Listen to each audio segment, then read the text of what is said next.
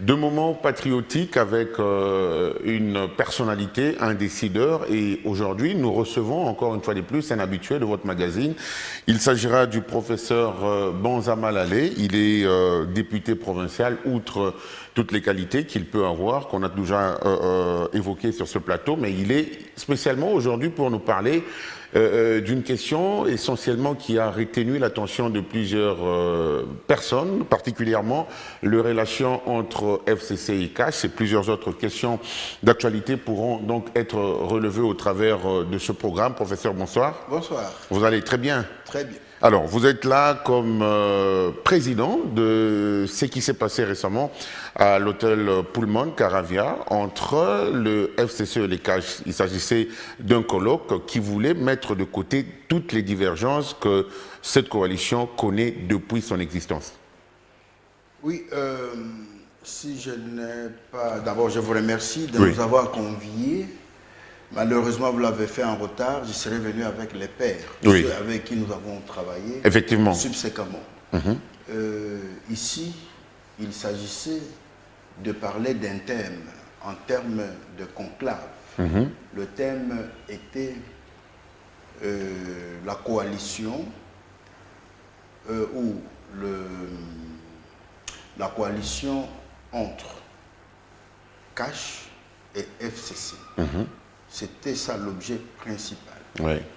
Harmonisation et consolidation, harmonisation des vues et consolidation de l'avenir, de l'harmonie de cette famille politique qui se crée à l'initiative de deux messieurs, en l'occurrence Félix Antoine Tshisekedi Tshilombo et Joseph Kabila Kabange, qui se mettent ensemble pour réfléchir sur la nécessité de vivre ensemble politiquement. Mais il se révèle qu'il s'est posé, selon l'expérience, depuis jusque maintenant, ou jusque hier, parce que la question ici au Katanga semble déjà trouver des pistes de solutions. Une grande question, celle de comment administrer cette coalition politique, parce que les deux sont ensemble, ils dorment dans un même lit, et nous les voyons sortir tous ensemble, manger ensemble, se promener ensemble. Mais il se révèle que, au niveau de leurs bases respectives, il y a des controverses. Il y a ceux qui pensent que cette alliance n'a pas de raison d'être. Il y a même qui scandent des slogans selon lesquels il faut que, du coup fouet, que ça disparaisse, parce qu'ils ne trouvent pas l'économie dans la chose. Mais nous disons, si cette alliance doit mourir ou doit être liquidée, qui restera debout? D'une manière ou d'une autre, Joseph Kabila n'est plus debout parce qu'il est déjà en retraite. Tandis que qui est debout, c'est Félix Antoine Tshilombo, qui est aux commandes de l'État. Il lui appartient donc, en ce moment-là, de faire de son mieux pour qu'il capitalise de cette alliance pour sa survivance à l'éventuelle possibilité de sa liquidation. Or, au niveau de la base, tellement qu'il n'y a pas de communication exacte de la part des deux initiateurs de cette alliance, d'un côté, et de ceux qui gèrent les deux alliances, et des consommateurs de celles-ci, il y a une cacophonie qui participe même à l'insécurité entre les militants. Par exemple, vous allez vous rendre compte, il y a les gens pour des raisons d'appartenance à une tribu ou à la tribu du chef de l'État, ils pensent que c'est leur chef de l'État à eux, c'est leur chef à eux. Ça fait mal à ceux qui ne sont pas de la tribu. Donc, il est d'abord chef de l'État. À ce titre, toutes les tribus se retrouvent être fédérées autour de son autorité à lui. Et lui, le chef de l'État, il n'a plus de tribus. Par ailleurs, nous qui sommes partenaires dans cette alliance, c'est-à-dire FCC, nous pensons que c'est une maladresse grave que de nous blesser en nous présentant que le chef de l'État n'est pas notre chef de l'État. Oui. Moi qui vous parle, j'avais mon candidat, mais malheureusement, il est malheureux, c'est M. Shadari Ramazani qui l'a perdu. Je me réjouis par le fait que je me retrouve grâce à la sagesse de Joseph Kabila et de Antoine Félix Tshilombo, je me retrouve dans le pouvoir où on gère l'État. À ce titre très précis, il est mon président à moi. Oui. Là où il faut le défendre, je le défends avec frénésie. Là où on le combat, je combats avec toute la dernière énergie. Et ceux qui font usage de mauvaises pratiques consistant à ternir son image, ils ne blessent pas simplement le chef de l'État en tant qu'individu, en tant que personne qui a le corps, l'âme et l'esprit, il nous blesse aussi. Voilà, on va revenir, professeur, à l'idée de départ, c'est de mettre de côté de divergences entre FCC Cash. Nous savons que cette coalition est gérée au niveau national et vous êtes finalement dans cette coalition par conséquence au niveau provincial. Mais déjà, puisqu'au niveau national, il est de problèmes qui est arrivé, qui ont mis en divergence les négociateurs autour de cette coalition. Ce que vous aviez fait sur place à Lubumbashi, n'est-ce pas une forme d'indépendance au niveau de la province du Haut-Katanga que vous voulez et régner peut-être ceux de Kinshasa qui, naturellement, sont vos chefs? Non, de la part de l'esprit et Oui. de la lettre de la Constitution, chaque province est d'abord autonome. Oui. Cela sous-entend quoi? Nous devons nous organiser en toute indépendance, sans détruire la nécessité d'être en harmonie, pour communiquer ce que nous pensons que c'est idéal pour notre province.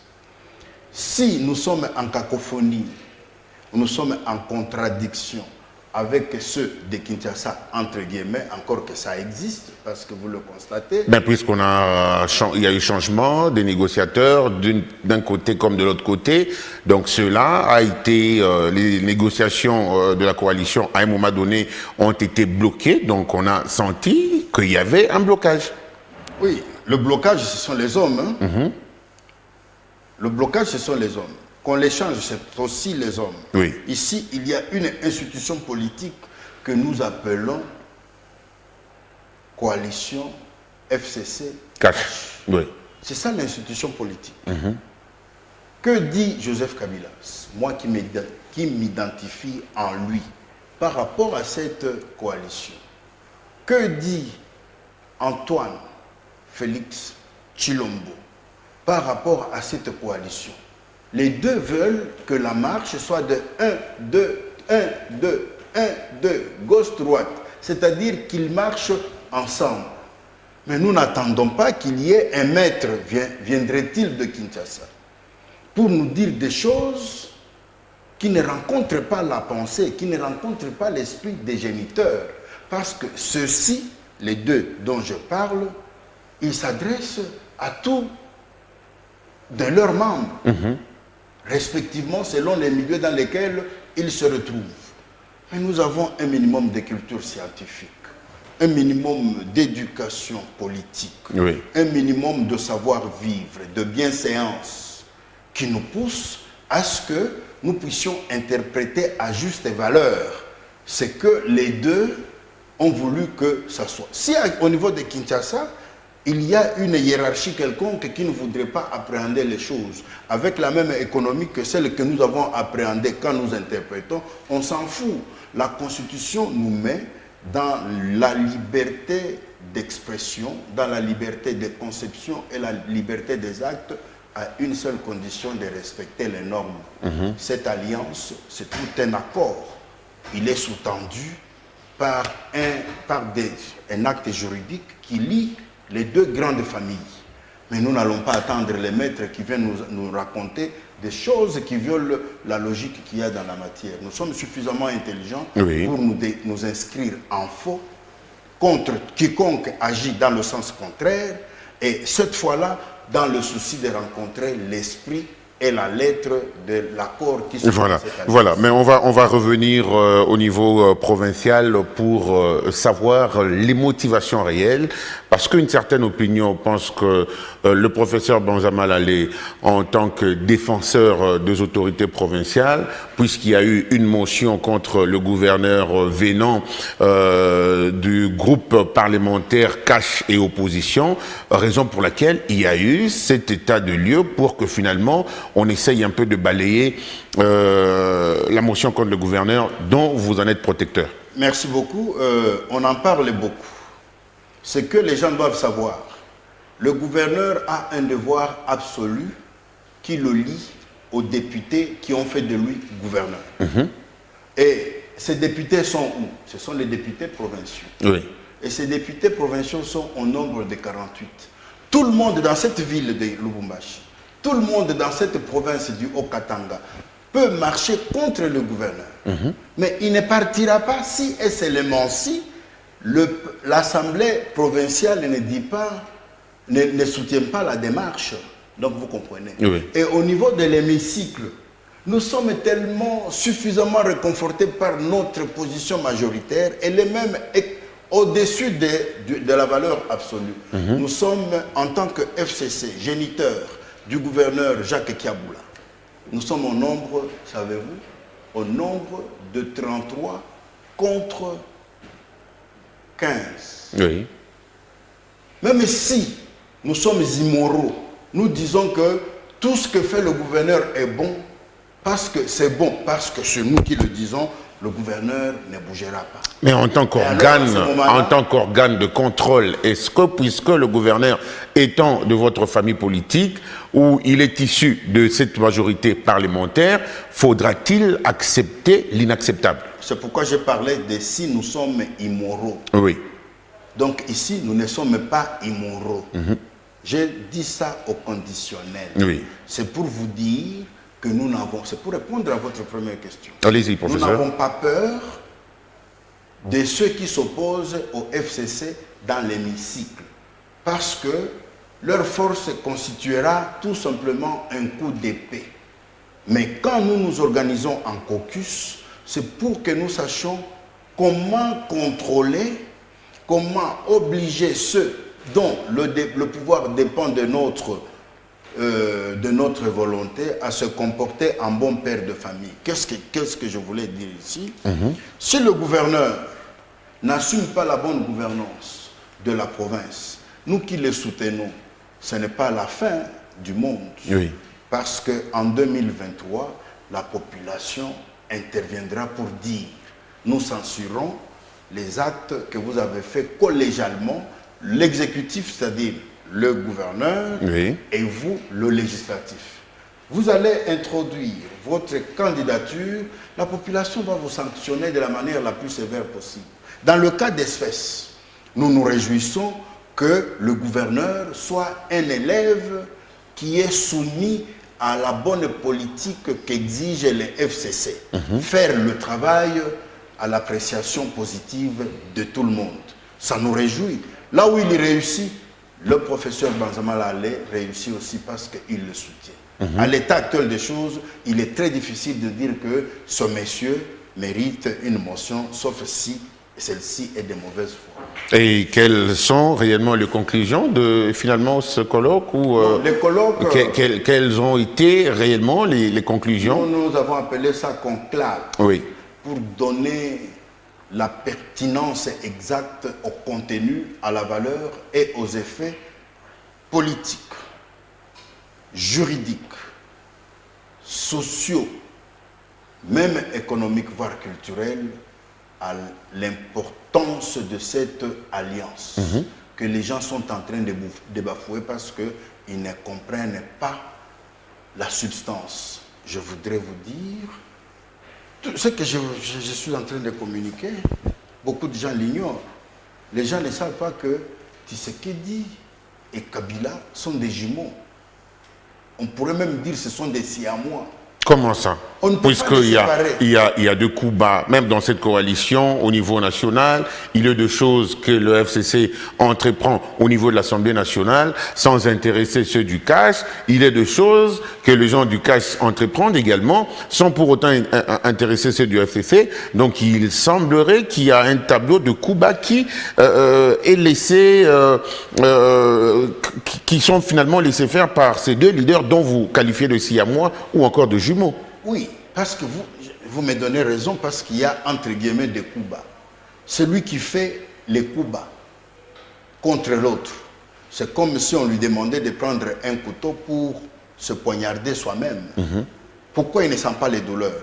En quelque sorte, de manière imagée, je voudrais dire, les coups bas, ça viendra quand Joseph Kabila va se plaindre. Les coups bas, ça viendra quand Tshisekedi va se plaindre. Et les deux ne se plaignent pas à cause de leurs collaborateurs, lesquels sont obligés de se soumettre à l'idée du leadership qui vient de ces deux. Mais dès lors qu'on parle des coups bas, Joseph Kabila est muet. Dès lors que l'on parle des coups bas, Antoine Félix Tshilombo est muet. Donc les coups bas, c'est au niveau de leurs collaborateurs. Parce que c'est au niveau de leurs collaborateurs, ce n'est pas opposable ni à Joseph, ni à Félix. Ce sont les collaborateurs qui n'ont pas encore appréhendé la pertinence de la chose. Aujourd'hui, le FCC doit se réjouir, moi je suis FCC, Oui. d'être aux commandes de cet État. Grâce à qui? Grâce à Félix qui est à la tête. Donc, ceux de FCC qui ne comprennent pas jusqu'aujourd'hui qu'en 2023, l'échec de Félix Tshilombo sera notre échec. La victoire de Félix en 2023 sera notre victoire. C'est tout simplement des incultes. Et c'est pourquoi nous passons notre temps d'enseigner. Si on peut apprendre à partir d'en haut, on peut aussi apprendre à partir d'en bas.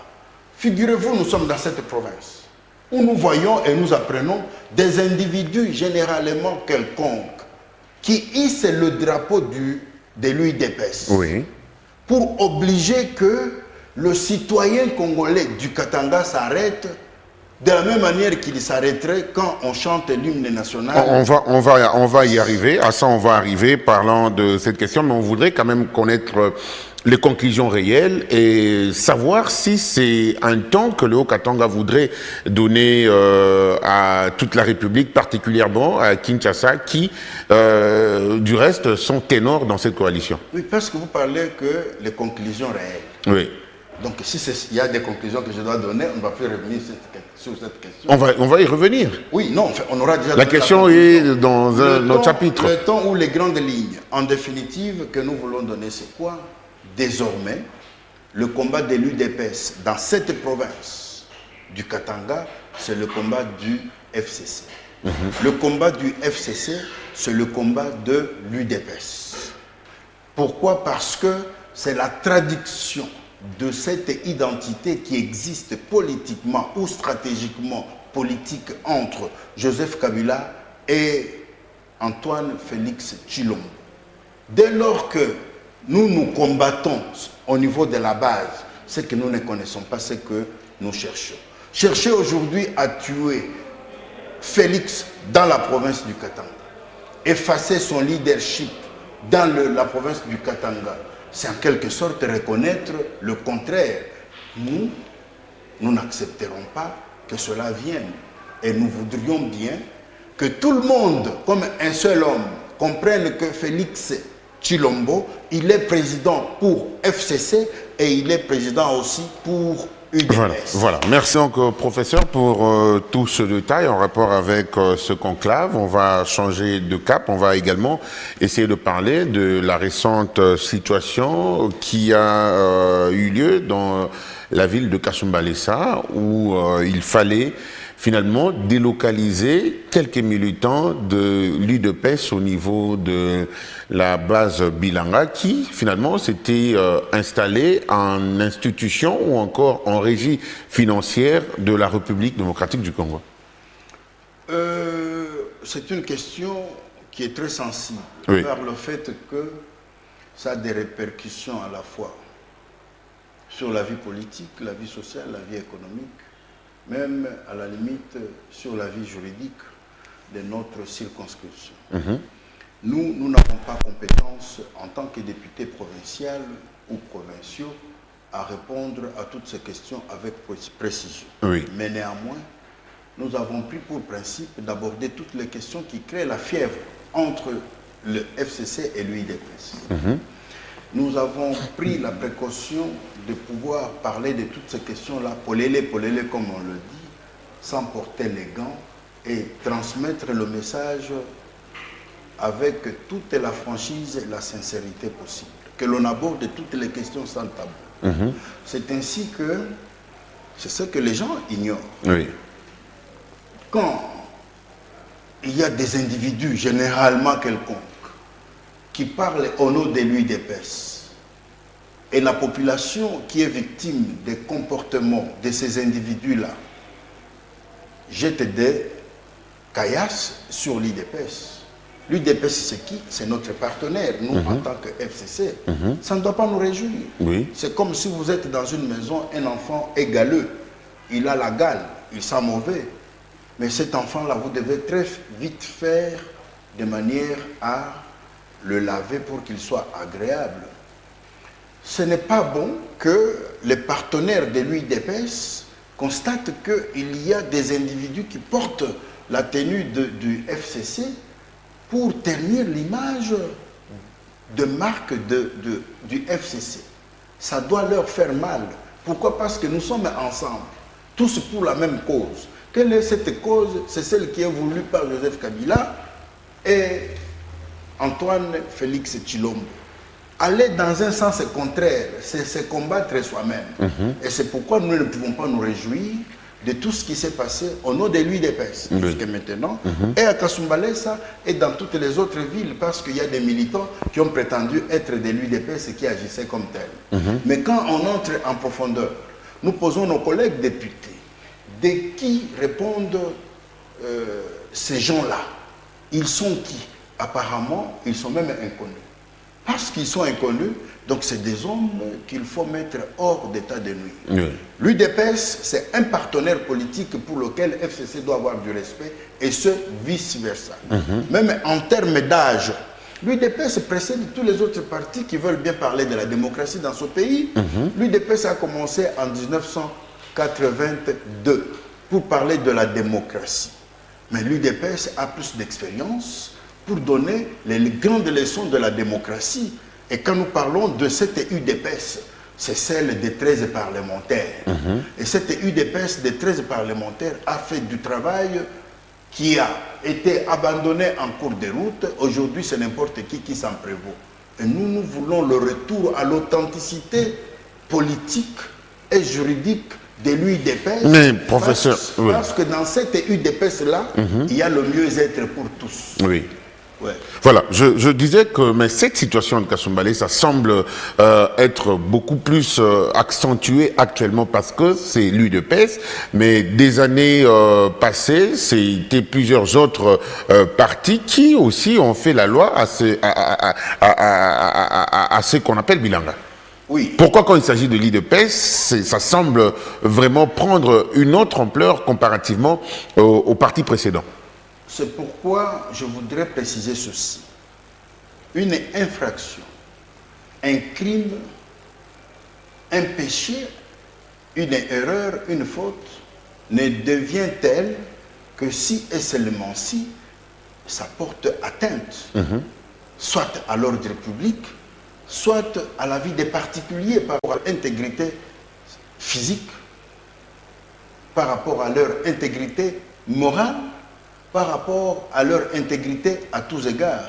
Mais si vous énoncez des cas antérieurs, est-ce qu'il y avait des plaintes formulées pour ça? Je ne pense pas. Si aujourd'hui, pour peu que je puisse dire, et là je dis bien pour peu que je puisse dire, un quidam se lève à la place publique pour parler au nom de l'UIDPS, au mépris des autorités établies par l'État, celui-là n'a pas la place dans la société. Moi, je vous ai dit que je n'ai pas voté pour Félix Antoine Tshilombo. J'ai voté pour Shadari Ramazani. Mais lui et moi, tous dans le gouffre, nous avons échoué. Mais maintenant, parce que je suis citoyen, mon devoir, c'est quoi? C'est de soutenir la République, c'est de soutenir l'État, c'est de soutenir la citoyenneté.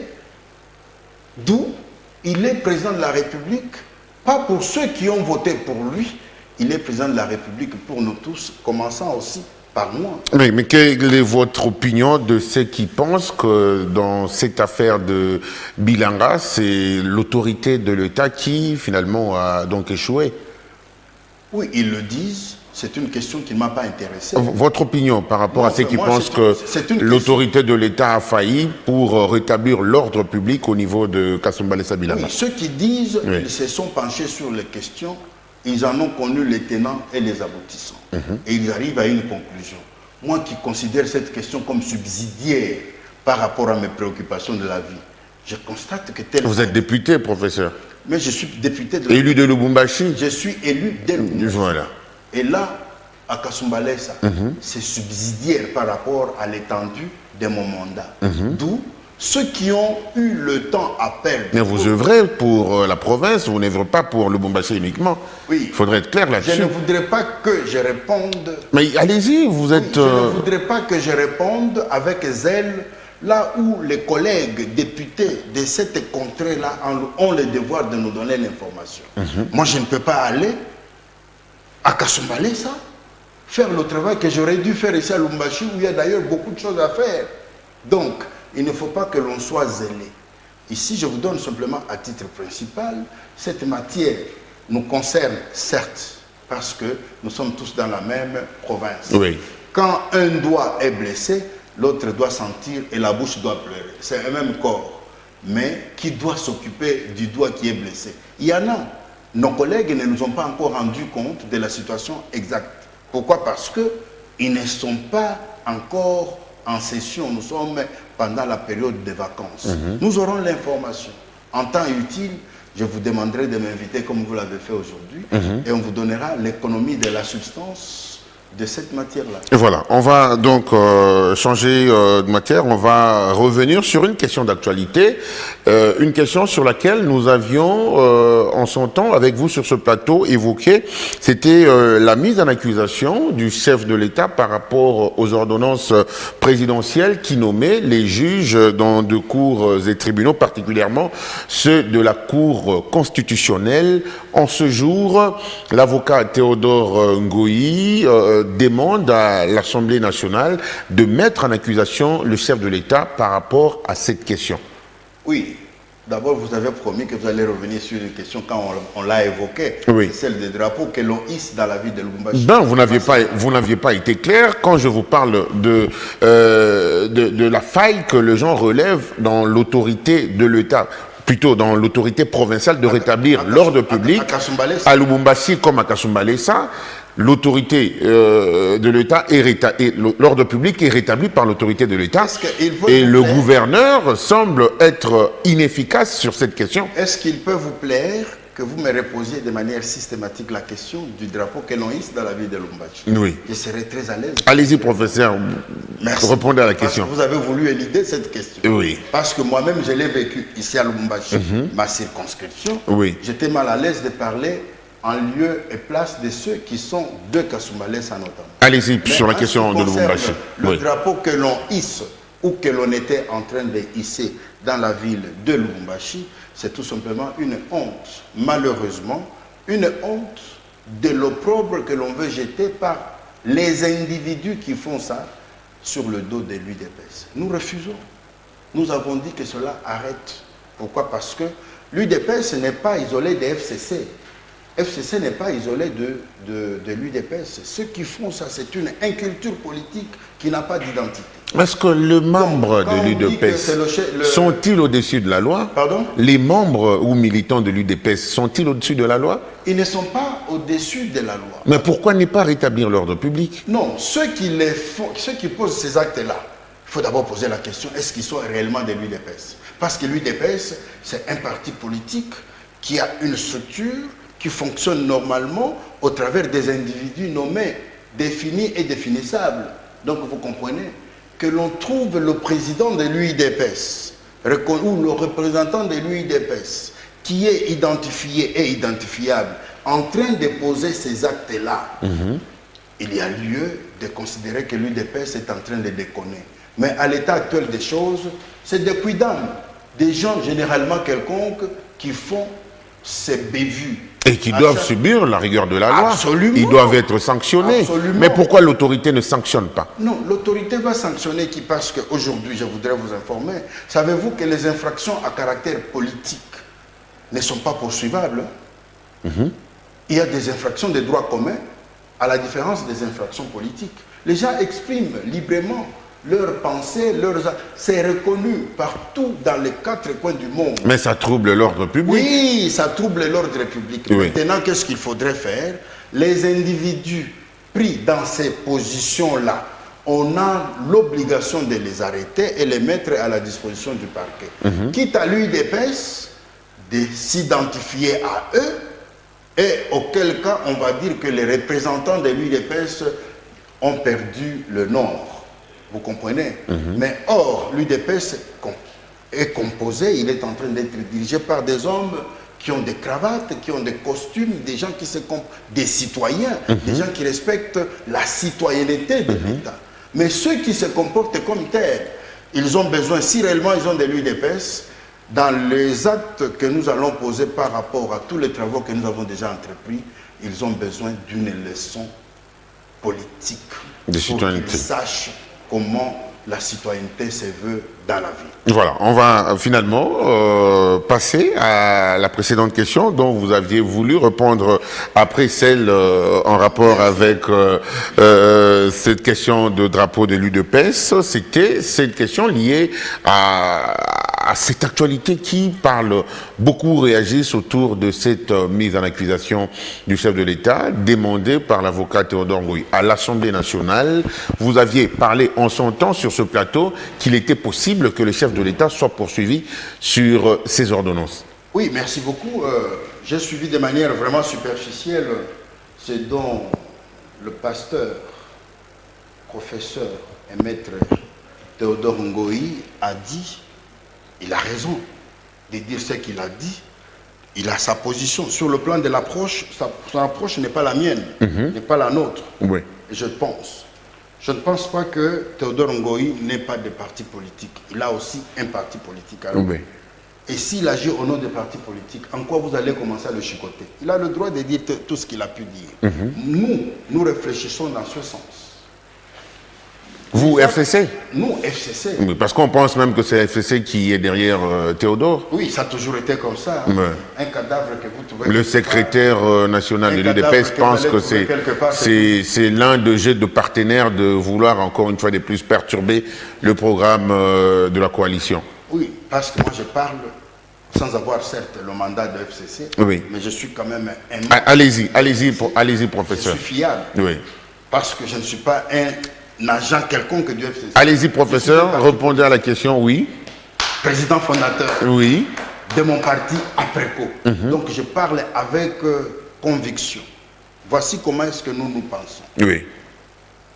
Le chef de l'État, il dirige l'État. Et le credo sur le chemin de l'action qu'il pose pour la gestion de l'État, c'est la bonne gouvernance. C'est-à-dire respecter la Constitution et les lois de ce pays. Les actes que lui prend, ça doit être conforme à la Constitution. Conforme à la Constitution, c'est quoi? C'est tous les articles de la Constitution qui ont des rapports avec cette matière-là doivent intégralement être respectés.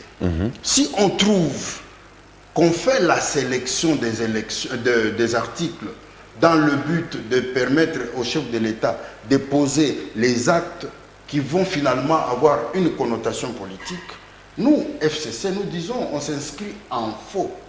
Et parce que c'est notre partenaire, nous ne voudrions pas que l'opprobre vienne et ça soit jeté sur son dos, parce que nous en répondrons. Nous insisterons à tout moment pour inviter le chef de l'État de respecter la constitutionnalité et la légalité des actes dans notre pays.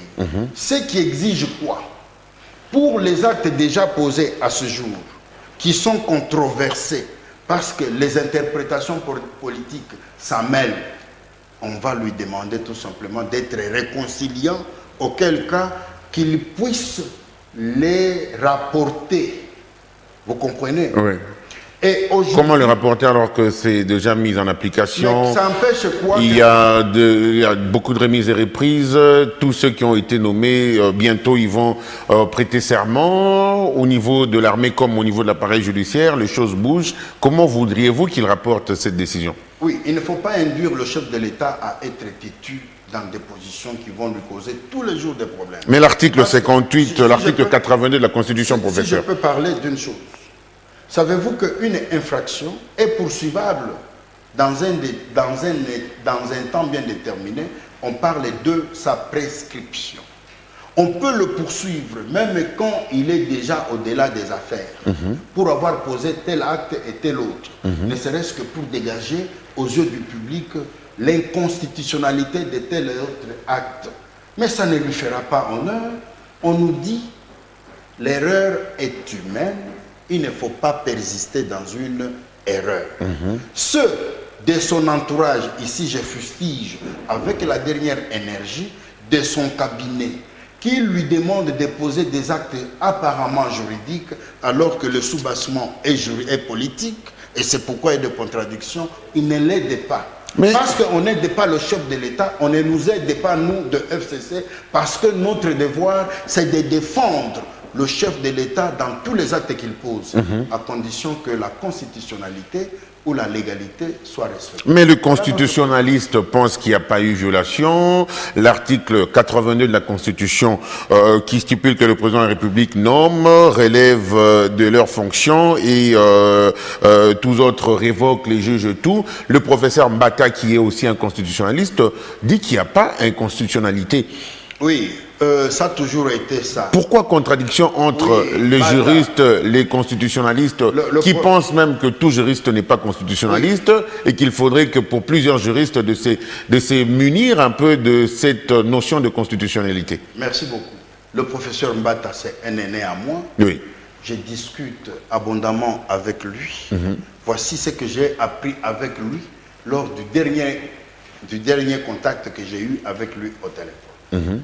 Vous, de la jeune génération des juristes, vous devez être très sévère vis-à-vis de nous, parce que c'est à cause de nous, les juristes de la promotion qui vous précède, que le pays se retrouve dans cette phase. Vous pouvez lui poser la question, il va vous dire qui est le professeur Banza et quelle est la relation qu'il y a entre lui et moi. J'ai du respect pour lui, parce que c'est un aîné, j'ai du respect pour lui, parce que je dois apprendre beaucoup de lui, mais je ne peux pas accepter qu'il nous induise en erreur. Aujourd'hui, il est professeur autant que moi. Nous enseignons. Sur la même matière, il y a la controverse, il y a la divergence. Je suis en face des étudiants. Je vais enseigner ce que Mbata dit. Parce qu'il est constitutionnaliste. Oui, et vous êtes juriste. Je vais enseigner ce que Mbata dit, je vais enseigner ce que Banza dit, je vais enseigner ce que... Les étudiants vont être embrouillés. Même la Cour constitutionnelle aujourd'hui, elle n'est plus conciliante. Or, la jurisprudence de la Cour suprême de justice, enfin de la Cour constitutionnelle, devait arriver à un point d'élaguer toutes ces décisions de tous les aspects politiques. Aujourd'hui, pour les uns, nous devons soutenir le régime. Ne soutenons pas l'insoutenable. Moi, je veux que l'on soutienne la légalité, la constitutionnalité. Pourquoi? Parce que ça fera du chef de l'État l'homme fort. Pourquoi? Parce que s'il s'est fait couvrir du doigt, quelle que soit la critique que l'on peut faire des actes qu'il pose, ces critiques auront un caractère politique. Mais parce que tous les contentieux passent devant le juge, le droit l'en extraira. Donc pour vous dire ici, évitons de flatter. Il y a les gens qui ont besoin du travail. Oui. Comme Mbata, par exemple. Vous faites allusion à Mbata, au professeur? Je ne voudrais pas personnifier le débat. Oui. Si vous voulez le citer, citez-le. S'il a besoin du travail, il demandera. Mais l'avant-dernière fois, quand j'étais avec lui à l'UNIKIN, lors d'une thèse qui passait parce que nous étions membres, il se présentait comme quelqu'un qui n'a pas besoin d'un travail. Il est à l'université de Bénin, de Gabon et autres. Donc vous comprenez. Et je suppose ce qu'il dit est vrai en âme et conscience. Et je lui crois parce que c'est un aîné. Un aîné, il faut toujours croire dans ce qu'il est en train de dire. Mais une chose est vraie. Il ne faudrait pas que l'on arrive à nous donner l'impression de défendre la tribu, de défendre la couleur ethnique, là où on doit utiliser le droit. Tout ce qui est droit, mon frère. Où est-ce que vous avez trouvé ce qui est droit et ça devient... Donc vous, à la Préco, vous soutenez la démarche de l'avocat Théodore Ngoï? L'avocat... À la Préco, pas dans... À la Préco. Vous soutenez cette démarche? Quand nous prêtons oreille à ça, oui. Parce que nous ne sommes pas avec Théodore Ngoï dans ce qu'il est en train de dire, nous disons comme Olomide Abouaki Libanga Namolili. Donc, ce que Théodore a dit, nous étions les premiers à le dire ici. Et notre souci n'était pas de mettre le chef de l'État à la barre des accusés, c'était le mettre à l'abri de toutes les accusations, entre autres celle que Théodore Ngoï est en train de dire, entre nous, en blaguant. Théodore Ngoï va demander à l'Assemblée et au Sénat, à l'Assemblée nationale et au Sénat, de se réunir en congrès pour ouvrir, enclencher le mécanisme de poursuite du chef de l'État. Est-ce la procédure normale? Non, je dis d'abord ceci. Il a combien de députés? Il a combien, son parti a combien de députés? Par rapport à la majorité que constitue le FCC. Si le FCC n'est pas avec lui, ça ne passera pas. C'est une bonne mélodie qui nous invite à comprendre que non, nous risquons d'être accusés et condamnés, poursuivis, critiqués négativement. Est-ce une procédure normale, scientifiquement parlant, professeur? Oui. Est-ce la procédure normale que les députés et les sénateurs se réunissent en congrès pour mettre en accusation le chef de l'État, ou cela doit partir du procureur général de la République? Non, il y a un préalable. Dites-nous scientifiquement parlant, quelle est la procédure? Oui, scientifiquement parlant, la poursuite du chef de l'État n'est possible pour les actes qu'il pose que si et seulement si il y a ce que l'on appelle haute trahison. Et la haute trahison, c'est la violation de son serment. C'est un acte juridique fondamental. Et qui le met en accusation? Je peux expliquer, vous m'avez demandé d'expliquer scientifiquement. On n'a plus assez de temps, raison pour laquelle on presse derrière le temps. Pour expliquer scientifiquement, il ne faut pas y mettre du sable. Allez-y, professeur. Allez-y, professeur. Allez-y, professeur. Donc, je voudrais dire ceci. Il n'y a que la Cour constitutionnelle qui peut poursuivre le chef de l'État, dans l'hypothèse où c'est possible. Mais il y a un préalable. Il faut qu'il y ait un mécanisme de mise en accusation, une plainte formulée par l'Assemblée nationale et le Sénat qui se mettent ensemble pour dire les conditions des fonds et des formes, parce qu'il y a des commissions qui fonctionnent comme PAJ, et on peut subséquemment même créer une commission qui doit examiner la question pour dire les conditions des fonds et des formes sont réunies pour que le chef soit mis en accusation. Ça, c'est ça le préalable. Mais cet examen-là, ça peut être fait par n'importe qui, même par le juriste le plus précieux du monde. Mais dès lors que ça n'obtient pas le bénéfice de la majorité parlementaire réunie en congrès, c'est sans effet, comme on le dirait, au nom de Jésus. Donc le parquet, le procureur général de la République en la matière, ou la Cour constitutionnelle, ne le poursuivrait pas. Parce qu'il est censé qu'il n'y a pas plainte. Ceux qui devaient se plaindre et qui ont compétence pour constituer ce préalable disent qu'il a raison. Or, cette majorité, qui la garde au Parlement. C'est ça l'avantage d'Antoine Félix Tshilombo. D'avoir avec la coalition. Être dans la coalition. La coalition se lèvera comme un seul homme contre une démarche du genre. Merci. Ça sera une bonne chanson. Merci, professeur. Merci, professeur, d'avoir répondu à l'invitation. Merci également d'avoir répondu à toutes les questions. Merci également à tous les téléspectateurs qui nous ont suivis. Retrouvez ce programme demain à 13h10 en rediffusion et le lundi en soirée. Merci, on espère vous retrouver très prochainement pour d'autres questions. Je vous en remercie.